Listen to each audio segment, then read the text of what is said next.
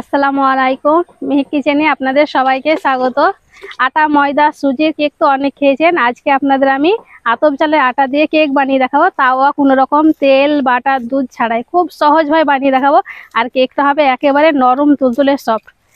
এই যে আমরা নার্সারি খুলেছি, আপনাদেরকে তো ভিডিওতে বলেছি। এই যে দেখেন নতুন নতুন গাছ, সব বিদেশি গাছ, খুবই সুন্দর গাছ। তো রামপুরহাটের আশেপাশে যারা আছেন, যাদের দরকার হবে তারা এসে নিয়ে যাবেন। খুবই সুন্দর ফলের গাছ। সব গাছগুলানে পানি ছিটিয়ে দিলাম, দুবার করে পানি দিতে হচ্ছে।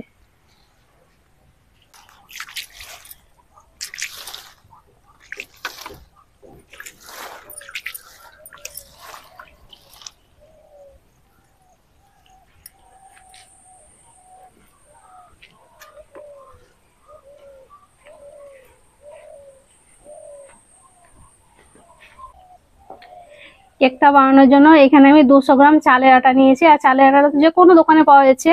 আর যদি দোকানে না পান তাহলে এটা বাড়িতে খুব সহজভাবে গুঁড়ো করে নেওয়া হয়। এটা হচ্ছে আতপ চালের শুকনো আটা। আমি 200 গ্রাম দিয়ে দিয়েছি। এবার দিয়ে দেবো অল্প 1 চিমটে লবণ।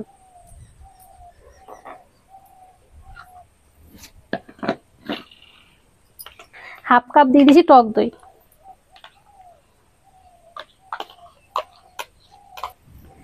এখানে আমি হাফ কাপ নিয়েছি চিনি, আর চিনিটাকে ভালো করে গুঁড়ো করে নিয়েছি। চিনিটা দিয়ে দিচ্ছি।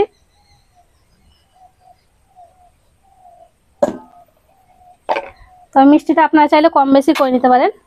এবার সবকিছু খুব ভালো করে মিক্স করে নেব।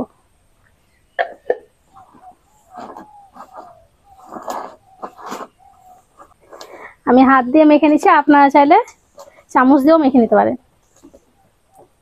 এখানে আমি নর্মাল পানি নিয়েছি, আর অল্প অল্প পানি দিয়ে মেখে নেব।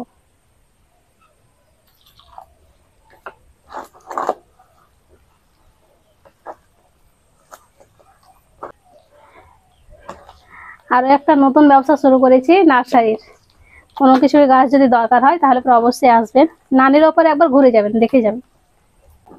আজকে বানাচ্ছি আমি কোকোনাট রাইস কেক। তার জন্য এখানে আমি কুড়ানো নারকেল নিয়েছি হাফ বাটি। তবে নারকেলটা আপনারা চাইলে কম বেশি করে নিতে পারেন।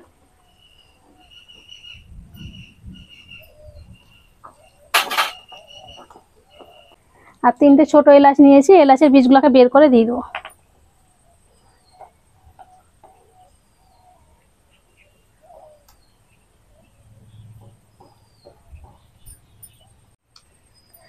আরো অল্প একটু পানি দিয়ে দেবো।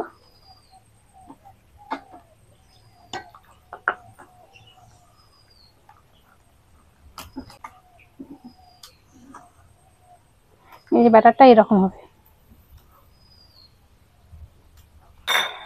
এখানে আমি 4টে বাটি নিয়েছি, এই বাটিতে কেকটা বানাবো। তার জন্য তেল লাগিয়ে দেবো একটু।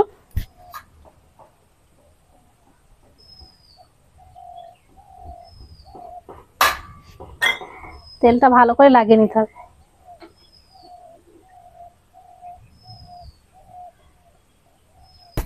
বাটিতে আমি ভালো করে তেল লাগিয়ে নিয়েছি। আর আজকের কেকটা আমি পানির ভাপে বানাবো, তার জন্য কড়াই দিয়ে দিচ্ছি পানি।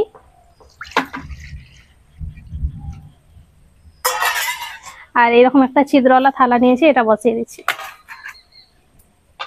ঢাকা দিয়ে প্রথমে পানিটাকে ফুটিয়ে নেব। এদিকে পানিটা ফুটে গেছে। এবার আমি এই ব্যাটারের মধ্যে দিয়ে দিচ্ছি 1 প্যাকেট ইনো।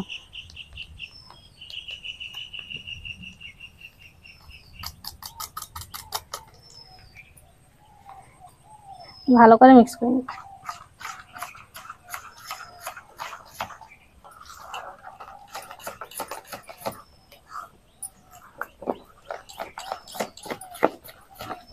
ইনোটা দিয়ে ব্যাটার আমি ভালো করে মিক্স করে নিয়েছি।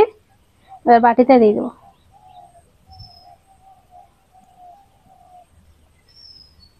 হাফ হাফ করে ভরে নিতে হবে।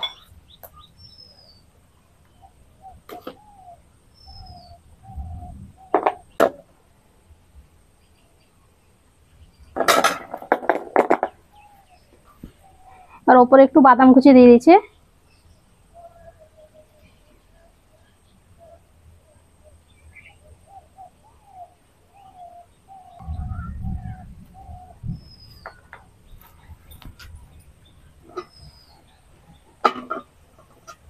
এবার বাটিগুলো বসিয়ে দেবো।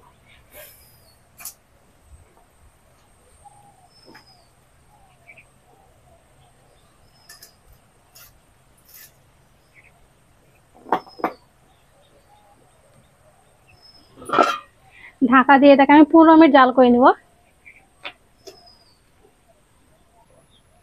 15 মিনিট আমি জাল করে নিয়েছি।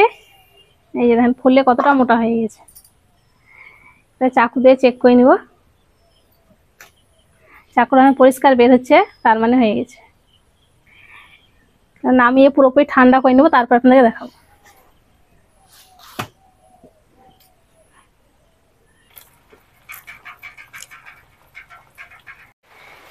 রাইস কোকোনাট গুলোকে আমি ঠান্ডা করে নিয়েছি, আর এদিকে দেখেন বৃষ্টি হতে শুরু করেছে।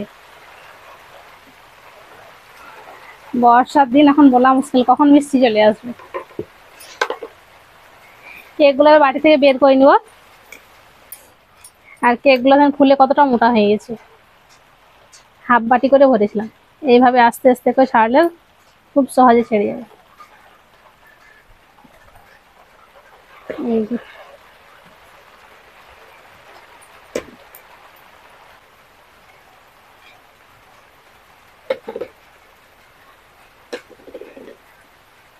চারটেই কেক আমি বের করে নিয়েছি। আর কেকগুলো দেখেন দেখতে কত সুন্দর লাগছে, আর কত সুন্দর দেখেন জালিদার হয়েছে। এই যে আর একেবারে সফট হয় কেকগুলো, সবগুলাই খুবই সুন্দর হয়েছে।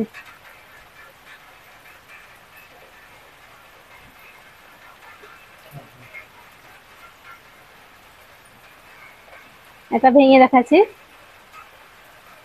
এই দেখেন ভিতরটা কত সুন্দর হয়েছে।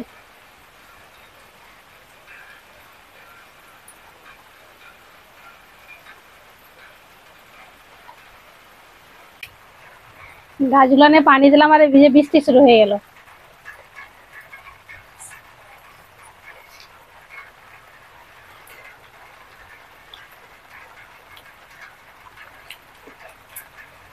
রাইস কোকোনাট কেকটা খেতে দারুণ হয়েছে। আর দেখলেন তো, কোনো রকম ঝামেলা ছাড়াই খুব সহজেই বাড়িতে বানানো যায়। একবার বাড়িতে বানিয়ে দেখবেন, বাড়ির সবাই খুব বেশি পছন্দ করবে। আশা করছি আজকের এই কেকের রেসিপিটি আপনাদের অনেক ভালো লেগেছে। ভালো লেগে থাকলে প্লিজ লাইক, কমেন্ট, শেয়ার করবেন। আর আমার চ্যানেলটি অবশ্যই সাবস্ক্রাইব করবেন। সবাই ভালো থাকবেন, সুস্থ থাকবেন। ধন্যবাদ। কেকটা খেতে অনেক সফট হয়েছে, ইডলির মতো লাগছে খেতে। ইডলি মিষ্টি হয় না, মিষ্টি আছে।